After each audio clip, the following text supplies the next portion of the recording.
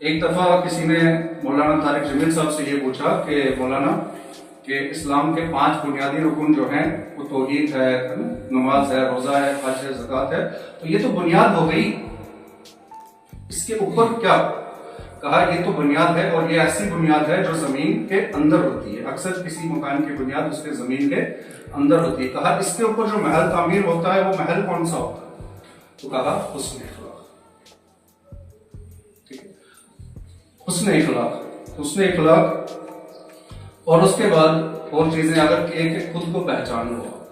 आप सबको ऊपर वाले ने प्रोफेसर बनाने के लिए पैदा नहीं किया है, आप सबको डॉक्टर बनाने के लिए पैदा नहीं किया है। आप अपनी सलाहियतों को जाने और उसके मुताबिक ही चीजें करें, देखें, समझें। मैं आप लोगों में से प्रोफेसर नहीं देखता हूँ, मैं आपको खाली नेट सेट करने वाला नहीं देखता हूँ, मैं आप लोगों में केएस करने वाला भी देखता हूँ, एक आईएएस करने वाला भी आप लोगों में देखता हूँ, आने वाले वक्त का एक लीडर भी आप लोगों के अंदर से देखता हूँ, एक सहाफी आपके अंदर से देखता हूँ।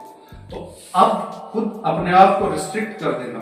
जिस तरह कोई इंसान जो होता है जब अपने पैशन को फॉलो करता है ना, और जब वो उसे हासिल कर लेता है, बाकी तमाम चीजें उसके आसपास घूमना शुरू हो जाती है।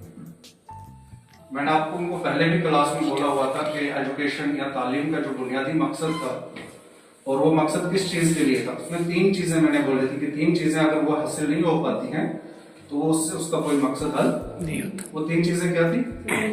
Confidence, character, creativity. आपको क्रिएटिव बनाएगी, ठीक है, और कॉन्फिडेंट बनाएगी और कैरेक्टर। अगर यही चीज नहीं है तो उस तालीम का कोई मकसद नहीं है। डिग्रियां जो होती है ना, वो कमरे और अलमारियां सजाती हैं, इल्म जो होता है ना वो किरदार को सजाता है।